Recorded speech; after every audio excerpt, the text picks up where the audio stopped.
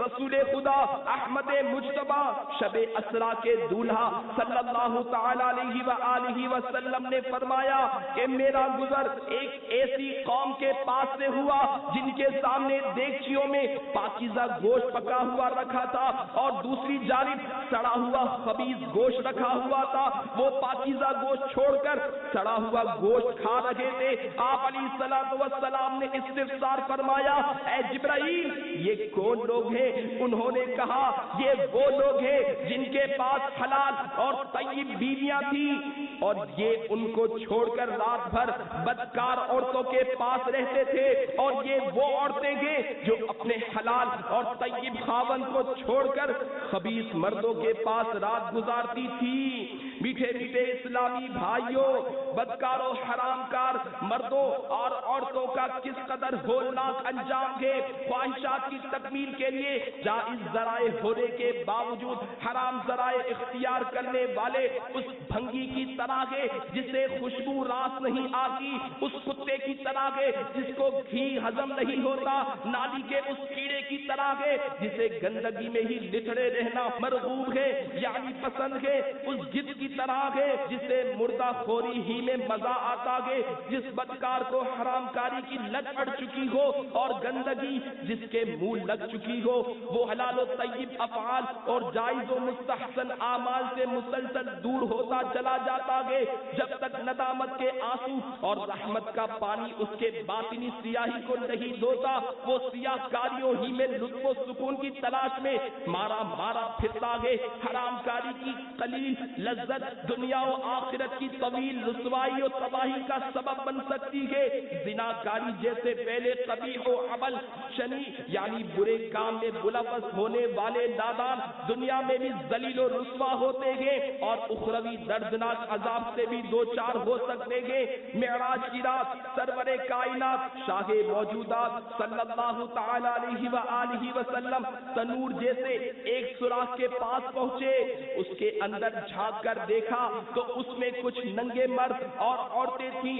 اچانک ان کے نیچے سے آگ کا شعلہ اٹھتا تو مرد اور عورتیں دھاڑے مارتے اور ہائے ہائے کرتے. سرکار عالم صلی اللہ تعالی علیہ وآلہ وسلم کے استفسار پر سیدنا جبرائیل امین علیہ السلام نے عرض کی یہ زانی مرد اور زانیہ عورتیں ہیں. حضرت سیدنا ابو سعید خدری رضی اللہ تعالی عنہ سے روایت ہے کہ معراج کی رات کے مشاہدات بیان کرتے ہوئے نبی پاک صاحب لولاک سیاح افلاک صلی اللہ تعالی علیہ وآلہ وسلم نے ارشاد فرمایا میں نے دیکھا کہ کچھ عورتیں اپنے سینوں کے بل لٹکی ہوئی تھی. میں نے سنا کہ وہ اللہ تعالیٰ سے فریاد کر رہی تھی. میں نے پوچھا اے جبرائیل یہ کون عورتیں ہیں؟ انہوں نے کہا یہ آپ کی امت میں سے زنا کرنے والیاں ہیں. خاتم المرسلین جناب رحمت للعالمین صلی اللہ تعالی علیہ وآلہ وسلم کا فرمان عبرت نشان ہے جب مرد مرد سے حرام کاری کرے تو وہ دونوں زانی ہیں اور جب عورت عورت سے حرام کاری کرے تو وہ دونوں زانی ہیں. کہ تورات شریف میں ہے زانیوں کو ان کی شرم گاہوں کے ذریعے جہنم میں لٹکایا جائے گا اور لوہے کے کوڑوں سے مارا جائے گا. جب کوئی زانی اس سزا سے بچنے کے لیے مدد طلب کرے گا تو فرشتے کہیں گے تیری یہ آواز اس وقت کہاں تھی جب تو ہنستا خوش ہوتا اور اکڑتا تھا، نہ اللہ تعالیٰ کی عظمت کو دیکھتا اور نہ ہی اس سے حیا کرتا تھا. میٹھے میٹھے اسلامی بھائیوں، رسول خدا احمد مجتبی محمد مصطفیٰ صلی اللہ تعالی علیہ وآلہ وسلم نے عذاب زنا کا جو مشاہدہ فرمایا وہ کس قدر ہولناکیوں پر مشتمل ہے. آگ کے تنور میں ڈالا جانا اور آہو بکا کا کسی کام نہ آنا ایک ایسا اذیت ناک امر ہے جس کا تصور ہی رونگٹے کھڑے کر دیتا ہے. زنا شیطانی و نفسانی فعل ہے. نفس و شیطان اس گھناؤنے فعل پر ابھارتے ہیں جبکہ اللہ رب العزت کا پاکیزہ کلام قرآن پاک اس سے بچنے کا حکم ارشاد فرماتا ہے وَلَا تَقْرَبُوا الزِّنَا إِنَّهُ كَانَ فَاحِشَةً وَسَاءَ سَبِيلًا. ترجمہ کنز الایمان، اور بدکاری کے پاس نہ جاؤ، بے شک وہ بے حیائی ہے اور بہت ہی بری راہ۔ یاد رہے زنا حرام اور جہنم میں لے جانے والا کام ہے۔ تعلیمات قرآنیہ کی روح سے بے حیائی قرار پانے والا یہ کام شیطان کو کس قدر محبوب ہے، اس کا اندازہ اس روایت سے لگائیے۔ چنانچہ حضور اکرم نور مجسم شاہ بنی آدم رسول محتشم صلی اللہ تعالی علیہ وآلہ وسلم کا فرمان معظم ہے کہ شیطان اپنے لشکر زمین میں پھیلا دیتا ہے اور انہیں کہتا ہے تم میں جو کسی مسلمان کو گمراہ کرے گا میں اس کے سر پر ایک تاج پہناؤں گا۔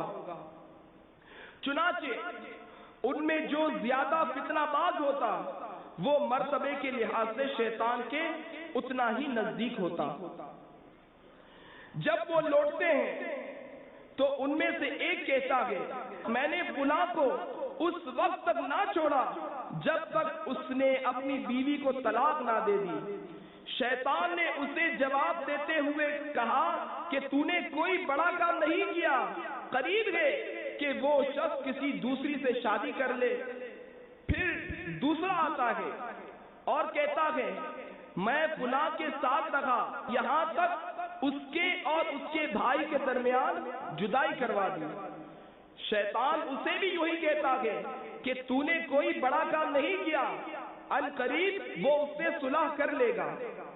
پھر ایک اور آتا ہے اور کہتا ہے کہ میں فلاں کے ساتھ رہا حتیٰ کہ اسے زنا میں مبتلا کر دیا۔ یہ سن کر شیطان کہتا ہے ہاں تو نے کام کیا ہے، پھر اسے خود سے قریب کر لیتا ہے اور تاج اس کے سر پر رکھ دیتا ہے۔ خوف خدا عز و جل سے لرز اٹھیے۔